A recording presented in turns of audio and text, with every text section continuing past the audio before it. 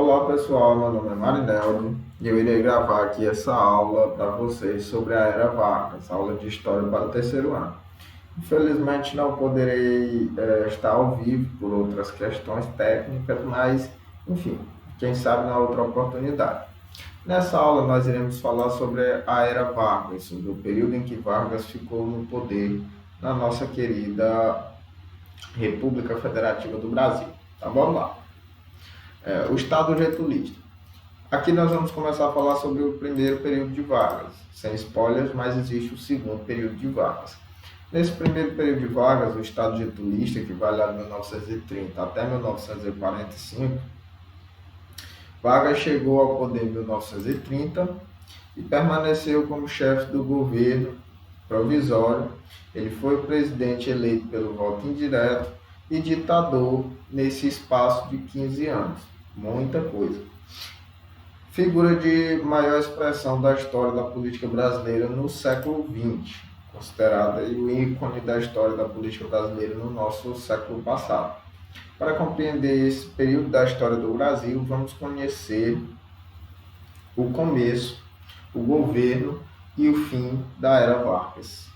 Fim trágico, enfim, vamos lá. O governo de Vargas tem início após a Revolução de 1930. Eu não sei se revolução seria o nome mais adequado. Vez ou outra eu olho para o lado, é para ver o tempo aqui, para ver se está tudo ok. Eu não sei se revolução é o termo mais indicado, já que o movimento ele tem características mais semelhantes aos do golpe de Estado, bem mais semelhantes aos do golpe de Estado, que pôs fim à Primeira República do Brasil, conhecida popularmente como República Velha ou República do Café com Leite. Vamos lá, os passos para a Revolução, ou golpe, como você queira. Para as eleições de março de 1930, houve um racha entre as elites políticas de São Paulo e Minas Gerais, que era, na época, as duas potências econômicas do Brasil. Eram os estados que controlavam o poder político e econômico do Brasil na época. Tanto é que o nome Política do Café com Leite dá-se justamente essa alternância do poder entre um candidato de São Paulo e um candidato de Minas, revezando esse poder entre as duas maiores potências. O presidente, na época, Washington Luiz, lançou como candidato seu apadrinhado político, o paulista Júlio Prestes. Não é Júlio César, mas enfim, é parecido. Júlio Prestes, que foi candidato concorrendo contra Vargas. Com a formação da Aliança Liberal e das oligarquias de Minas, Rio Grande do Sul e Paraíba, são lançados Getúlio Vargas e João Pessoa, candidato à presidência e vice, respectivamente. Vargas era cheio de amigos. Isso vai ser muito importante no futuro de Vargas. Então, continue tendo amigos aí, é importante. Que é um folderzinho, um cartaz da época de campanha de Getúlio Vargas. Mais uma vez, a fraude eleitoral ocorre durante o processo eleitoral brasileiro. Isso aqui na época era algo, digamos assim, meio que comum. Não era muito raro disso acontecer no processo eleitoral brasileiro. Feita por ambos os lados. E novamente a situação leva a melhor, ou seja, Júlio Prestes ganha a eleição, ou pelo menos fraudou melhor a eleição, já que o resultado foi favorável. Vargas e seus partidários organizam então um pequeno golpe, já que eles tinham perdido a eleição, reuniu a galera, bom galera, aqui agora nós vamos aqui fazer um pequeno golpe aqui de Estado para assumir o poder de maneira assim, nice, numa boa, tudo de bom. Em outubro de 1930, esse movimento tirou o Washington Luiz do poder, então presidente da época, e Vargas tomou posse do governo no dia 3 de novembro de 1930, data que ficou registrada como sendo o fim da Primeira República do Brasil. Água até na cara. O governo provisório. Em novembro de 1930, ao dissolver o Congresso Nacional, Vargas assumiu não só o poder executivo, mas também o poder legislativo, os estaduais e os municipais. Vargas era o que a pessoa chama de ganancioso. Quando ele chegou ao topo do poder executivo, ele viu que existia ainda outros poderes que ele não tinha. Então, vamos lá atrás desses outros. E aí, não só ele controlava o executivo do país, como também assumiu o controle sobre o legislativo, galera aqui que fazem as leis, ou pelo menos deveriam fazer as leis, enfim, o poder sobre os estados e os municípios. Todos os antigos governadores, com exceção de Minas Gerais, que era brother do Getúlio Vargas, então ele deixou lá o de Minas Gerais, amigão dele. Com exceção, todos os demais foram demitidos e em seu lugar nomearam-se agora os chamados interventores federais, que na verdade eram meio que interfones de Getúlio Vargas. Eles não pensavam muito por si só. Geralmente eles obedeciam o que o chefe mandava. Em agosto de 1931, o chamado Código dos Interventores estabeleceu as normas de subordinação ao poder central. É o que a galera chama de puxa-saco. Então, esses interventores federais, que eram que administravam os estados, eram subordinados direto de Vargas e eram, digamos assim, tinham um pensamento muito parecido com o de Vargas. Eles concordavam em tudo com o que Vargas falava. O que isso significou? A centralização do poder no país. Ele limitou a área de ações dos estados, diminuiu a independência dos estados. Os estados ficaram proibidos de contrair empréstimos externos sem autorização do governo federal. As polícias estaduais e a artilharia e a aviação seriam subordinados ao exército brasileiro. Ou seja, todo o poder agora era centralizado em torno da figura deste digníssimo sujeito aqui, Getúlio Vargas. O bigodinho aqui mesmo, bigodinho. Não resiste a isso. Enfim, o bigode desse aqui é show de bola. Enfim, com a vitória da Revolução de 1930, os tenentes passaram a fazer parte do governo. Eles tinham como propostas a instalação de uma indústria básica, principalmente pautada na siderurgia, a indústria siderúrgica, um programa de nacionalização das minas, dos meios de transporte, de comunicação e de navegação. Vargas, nesse período de 1930 a 1945, ele tem características muito marcantes de ser uma figura centralizadora e uma figura, na época era muito comum, de nacionalismo exacerbado. O centro do poder era a nação, ele estatizou muita coisa com a defesa de que isso iria tornar o Brasil um país maior. Isso iria deixar a nação mais forte. Só que ninguém consegue agradar todo mundo, principalmente quando você chegar ao poder dando um golpe de Estado. A galera que tinha ganhado as eleições lá em 1930 e que não puderam chegar ao poder por causa do pequeno, digamos assim, pedido que eles fizeram ao Washington Luiz com 30 mil soldados, perto de Washington Luiz. Então, Vargas chegou ao poder com esse golpe, apoiado por cerca de 30 mil soldados, tirou o Washington Luiz do poder, mas a galera que apoiava o Washington Luiz ficou, digamos assim, não muito satisfeita com essa história. O principal reduto de insatisfação era São Paulo, que ganhou as urnas e ficou fora do poder, viu o seu pirulito desaparecer. O inconformismo de São Paulo em relação à ditadura de Getúlio Vargas levou os paulistas a não aceitarem as arbitrariedades de Vargas. Vargas também era muito autoritário, restringia muita coisa. Então, era uma ditadura com todas as letras. Excluir de todo o processo político do governo de Vargas levou ao conflito que opôs São Paulo ao resto do país. São Paulo quis dar uma de One Punch Man. Ele pensou que ele sozinho contra todo mundo iria conseguir ganhar, levar nos peitos e ser o supremo do supremo. Não deu muito certo essa estratégia dele. Confesso que tem falhas, mas enfim. A classe dominante paulista passou a exigir do governo federal maior participação na política. 1932, ano muito complicado. A Revolução Constitucionalista. Não, difícil.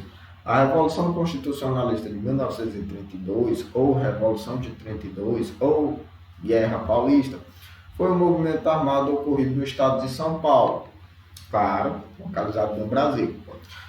entre os meses de julho e outubro de 1932, que tinha por objetivo único e exclusivo derrubar o governo provisório de Getúlio Vargas, que já estava no poder provisoriamente há 2 anos, e a promulgação de uma nova Constituição para o Brasil. Os caras, pelo menos, não tinham um discurso ditatorial. Eles queriam derrubar Vargas e colocar uma Constituição, colocar uma democracia no poder.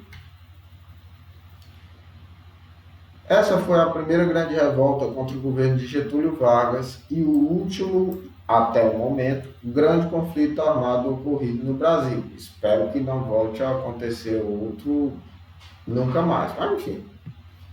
No total, foram 87 dias de combate entre os dias 9 de julho a 4 de outubro de 1932, com um saldo oficial de 934 mortes, embora as estimativas não oficiais reportem até 2.200 mortes, sabendo que numerosas cidades do interior do estado de São Paulo sofreram danos devido aos combates. A utilização dos meios de comunicação de massa para mobilizar a população, os jornais de São Paulo faziam campanha pela revolução, defendendo o ideal revolucionário, assim como as emissoras de rádios que atingiam uma audiência bem maior. Aqui há um cartaz promovendo a revolução. Paulistas, eu já cumpri o meu dever. E você? Esse MMDC é uma referência a um massacre que Getúlio Vargas promoveu, que vitimou 13 pessoas no total. Entre elas, MMDC eram as iniciais de alguns deles que ficaram marcados. Então, esse fato também contribuiu muito para o processo de revolta e foi um dos argumentos usados também. Então, foi como uma ferida de ego para os paulistas. A Constituição de 1934.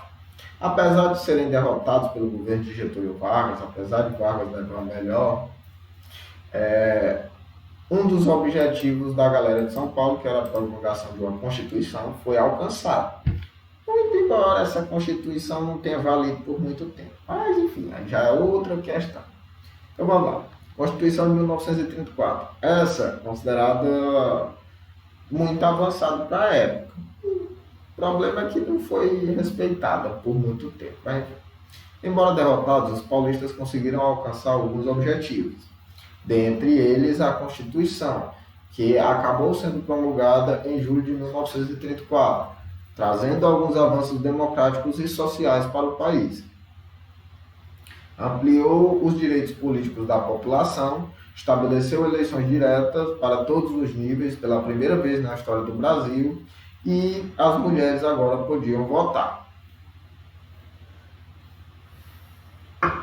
A Constituição também retomou o princípio da liberdade e da autonomia sindical, ou seja, os sindicatos puderam ter sua liberdade novamente, coisa que não havia durante o período provisório, era ditadura mesmo, repressão, controle de meios de comunicação, aqueles fatos típicos de ditadura, tortura, galera de vez ou outra sumia e nunca mais aparecia, enfim, coisas de ditadura. Da autonomia sindical existente no país antes de 1930. Adotavam-se algumas medidas nacionalistas. As jazidas minerais e as quedas d'água julgadas para a defesa econômica ou militar do país deveriam ser nacionalizadas progressivamente, ou seja, passar para o controle do Estado, ou seja, passar para o controle de Vargas. Foi a partir dessa Constituição que surgiu a Justiça do Trabalho, isso aqui ponto positivo, os trabalhadores começaram a ter mais voz, começaram a ter mais direitos, o salário mínimo, a proibição do trabalho infantil, a jornada de 8 horas diárias, férias remuneradas e descanso semanal. Ela trazia ainda o voto secreto e o sufrágio feminino, ou seja, as mulheres podiam votar. Essa parte do voto secreto ela é muito importante, porque antes o voto ele tinha que ser pronunciado, então digamos assim que era mais fácil de ser manipulado, principalmente pelos barões do café lá de São Paulo que manipulavam muito o esquema do voto naquela época. Com o voto secreto teve uma desvantagem, a galera que era analfabeta não podia votar inicialmente, então os analfabetos ficaram de fora dessa revolução aí, ficaram de fora desse voto secreto, pelo menos inicialmente, que já estava previsto no Código Eleitoral de 1932. Isso aqui se refere ao sufrágio feminino. Com respeito à educação, a Carta Constituinte se mostrou visivelmente preocupada com o desenvolvimento do ensino médio e superior. Pela nova lei, o ensino primário seria oferecido gratuitamente por instituições públicas e a frequência haveria de ser obrigatória para aqueles que estivessem em idade escolar. O ensino religioso seria de frequência facultativa nas escolas públicas, sendo aberto a todas as confissões e não apenas a católica. Isso aqui para a época era um grande avanço.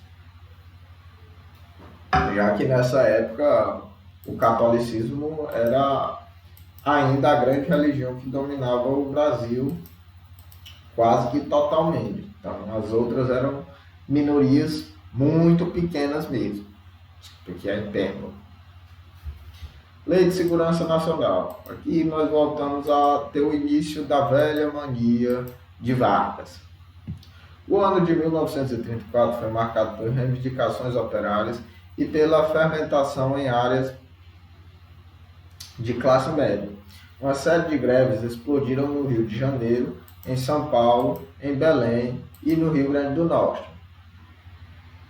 O governo respondeu propondo no ano de 1935 uma Lei de Segurança Nacional, LSN, a qual definia crimes contra a ordem política e social, incluindo eles greves de funcionários públicos, provocação nas classes armadas, incitação do ódio entre as classes sociais, propaganda subversiva, organização ou associação em partidos por meios não permitidos em lei.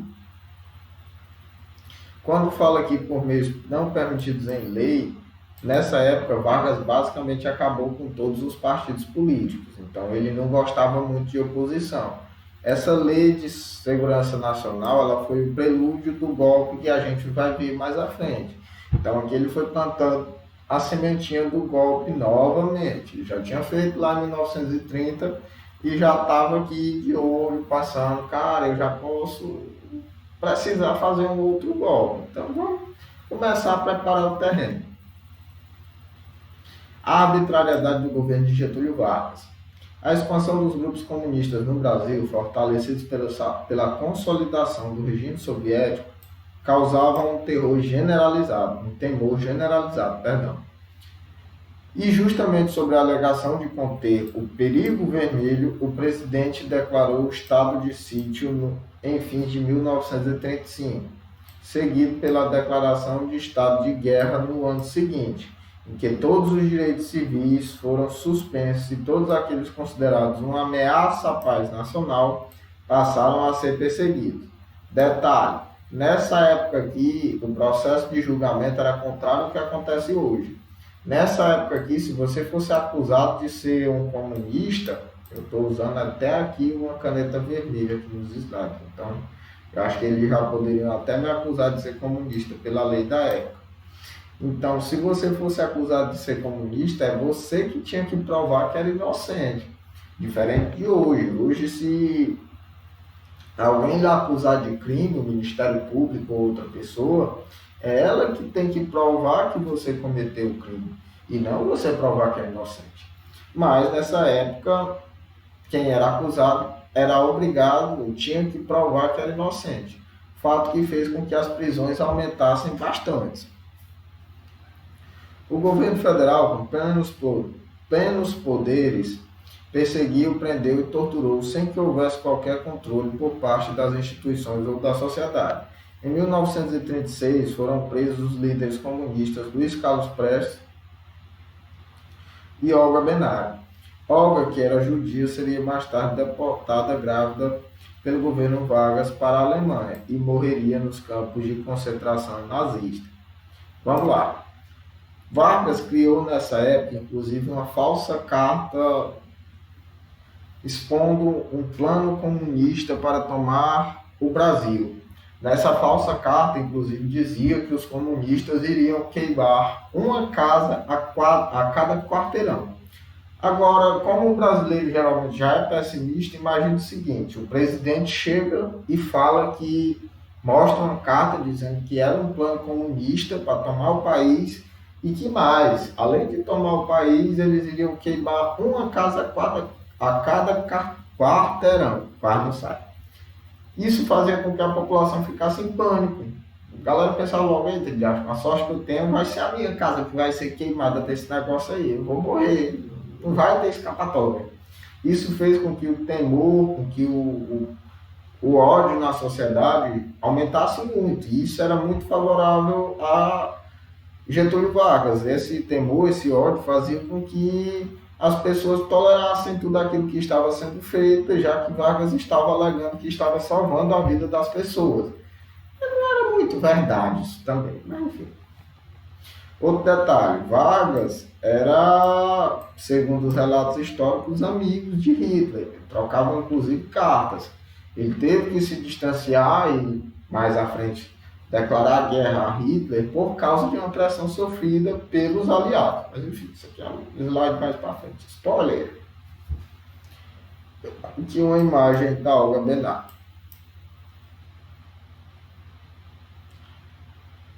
E as novas eleições? Estava chegando a hora de fazer eleições. Aparentemente, Getúlio Vargas concordava com a sucessão presidencial e comportava-se como alguém disposto a deixar o poder. Contudo, nos bastidores daquela época, Vargas arquitetava o apoio político de várias lideranças para a deflagração de um novo golpe que o preservaria no poder. Veja como o cara gostava de golpe. Ele planejou e deu um golpe em si mesmo. O cara gostava tanto de golpe que ele dava golpe até nele mesmo para continuar no poder. Isso é que é gostar de golpe. Entre os simpatizantes estavam os integralistas, um grupo de inspiração totalitária italiana, favorável à extinção das liberdades democráticas. E essa galera que se ferrou também. E ao fortalecimento do poder sob o comando de um único grande líder. Esses integralistas aqui, eles eram, digamos assim, simpatizantes das ideias dos fascistas italianos. Só que não deu muito certo, como a gente vai ver mais à frente. O mundo estava influenciado pelas ideias nazifascistas, ou seja, era uma época marcada pelo forte sentimento nacionalista e pela centralização do poder do Estado. O Estado na mão de uma única pessoa, mandando e desmandando. O nazismo na Alemanha e o fascismo na Itália. Os ventos fascistas se faziam sentir no Brasil, através da Ação Integralista Brasileira, AIB, organização fascista liderada por Plínio Salgado, cujas ideias conservadoras eram resumidas no lema: Deus, Pátria e Família. Sim, sou até um pouco familiar, mas enfim. Vamos lá. O Brasil precisa de você. Fora o integralismo, não há nacionalismo. Fora do integralismo, não há nacionalismo. Essa propaganda aqui, enquanto Vargas precisava do apoio dos integralistas, era uma forma de excluir qualquer outro partido, qualquer outra ideia política do ramo, a não ser os integralistas. Mas mais na frente, Vargas vai proibir até mesmo os integralistas de existirem, vai perseguir até mesmo a galera que estava apoiando ele. E deu muito certo para os integralistas, não. Deu muito certo para eles, não. Não gostava nem de comunista, também não gostava de integralista, enfim, ele não gostava muito de quem pudesse ameaçar o poder dele. Desde os fins de 1935, havia um clima de efervescência no país. De um lado, acirravam-se as disputas eleitorais e, de outro, multiplicavam-se as greves e as investidas oposicionistas da ANL, a Aliança Nacional Libertadora, contra o governo de Vargas.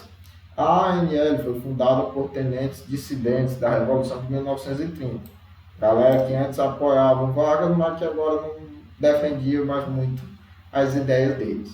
Eles defendiam a reforma agrária e combatiam as doutrinas nazifascistas. O movimento integralista ganhou destaque no Brasil com um crescente número de seguidores. O partido, influenciado pelo fascismo italiano, iniciou suas atividades durante o primeiro governo de Getúlio Vargas, combatendo os defensores do pensamento de esquerda. Estado Novo. Aqui nós deixamos de ser a ameaça de um golpe para a concretização do golpe. Vargas deu um golpe nele mesmo para se manter no poder. O Estado Novo teve início no dia 10 de novembro de 1937, com um golpe liderado por Vargas contra o Congresso e contra o próprio poder que era o próprio Vargas. Com o golpe, o Congresso Nacional, as Assembleias Legislativas e as câmaras municipais foram fechadas, os governadores foram substituídos por interventores nomeados por Vargas. Olha essa que coisa. E foi imposta uma nova Constituição. E os integralistas também perderam espaço, também perderam apoio. A Constituição de 1937, ou Constituição Polaca. Conhecida como Constituição Polaca, a nova Constituição ampliou os poderes presidenciais, dando a Getúlio Vargas o direito de intervir nos poderes legislativo e judiciário. Olha só que coisa interessante. Além disso, os governadores estaduais passaram a ser indicados pelo presidente. Olha que outra coisa muito interessante. Mesmo tendo algumas diretrizes políticas semelhantes aos governos fascistas e nazistas, não é possível entender o Estado Novo como uma mera imitação dos mesmos. Para dar ao novo regime uma aparência legal, Francisco Campos, aliado político de Getúlio Vargas, redigiu uma nova Constituição, inspirada por íntegros da Constituição fascista italiana e polonesa. Ou seja, para não ser uma mera reprodução, Vargas tentou dar uma maquiada e dizer que era algo um pouco diferente. Realmente era diferente. Lá na Itália era Mussolini que estava no poder e aqui era Vargas. Muito diferente. Estabeleceu-se o estado de emergência, que ampliava ainda mais os poderes do presidente, admitindo que o Estado entrasse à força nas casas, olha aí, prendesse indivíduos supostamente desfavoráveis à forma de governo vigente e banisse-os do país. A pena de morte passou a ser o castigo para crimes considerados políticos. Então ele basicamente podia matar seus opositores políticos. Isso é que é liberdade. Enfim, as Forças Armadas começaram a exercer o controle sobre as forças públicas, com o apoio da Polícia Secreta, encabeçada por Filinto Miller, e catedrática em fazer o uso de métodos violentos como tortura e assassinato, a marca dessa Polícia Secreta. Enfim, coisas típicas de ditadura, violência exacerbada, políticas de tortura e assassinato contra opositores. Isso aqui é uma ditadura, isso é a essência da ditadura. Não é algo bonito, não é algo romântico de se viver. As notícias sobre os feitos do governo chegavam à imprensa por intermédio de um órgão criado, a Agência Nacional, que abasteceria jornais e revistas com cerca de 60% das matérias que deveriam ser publicadas ou comunicadas pelas rádios. As únicas informações que chegavam às pessoas era a exaltação do governo e a valorização nacionalista. Ou seja, com essa criação, com essa alteração da forma de informação, isso era uma forma de censura e controle do que era publicado. 60% de tudo que deveria ser publicado ou difundido era previamente estabelecido pelo governo. E isso, claro, não tinha nenhuma notícia contra o governo, expondo crimes do governo. É por isso que muitas vezes ditaduras dão uma falsa ideia de que não havia corrupção ou de que é um sistema mais justo. Mas, na verdade, ditaduras são tão corruptas quanto, ou até mais, do que os sistemas democráticos. A questão é que no sistema democrático você tem liberdade para expor isso, para apontar crimes, para tentar punir os culpados, como tem sido feito ultimamente no nosso país. Já nas ditaduras isso não é possível. Há censura, há restrição à informação e as pessoas só sabem aquilo que o governo quer que elas saibam. E isso é muito perigoso. Getúlio Vargas criou em 1923 a CLT, Consolidação das Leis Trabalhistas. Aqui foi algo bom, mesmo vindo de uma figura não tão boa da política, mesmo vindo de um ditador, a qual proporcionou aos trabalhadores diversos direitos trabalhistas, alguns dos quais vigoram até hoje. Por exemplo, criou Justiça do Trabalho, da carteira de trabalho, a instituição do salário mínimo, do descanso semanal recompensado, finzinho de semana que hoje a galera tem, da jornada de trabalho de 8 horas, que ainda é seguida hoje, e da regulamentação do trabalho de mulheres e menores de idade. Avanços muito importantes, apesar, novamente, de ter vindo de Getúlio Vargas. As realizações e fatos deste período: censura dos meios de comunicação, criação da DIP, Departamento de Imprensa, perseguição, repressão, participação do Brasil na Segunda Guerra Mundial, ao lado dos aliados, controle dos sindicatos, criação da CLT, criação da Justiça do Trabalho, carteira de trabalho, criação da nova moeda, o Cruzeiro, investimentos em infraestrutura com ênfase no desenvolvimento e criação da CSN. Ao término da Segunda Guerra Mundial, em 1945, os países fascistas vencidos, o povo passou a negar o governo ditatorial de Getúlio Vargas e, em conjunto, vários intelectuais, artistas e profissionais liberais passaram a exigir a volta da liberdade ao país, queriam a democracia.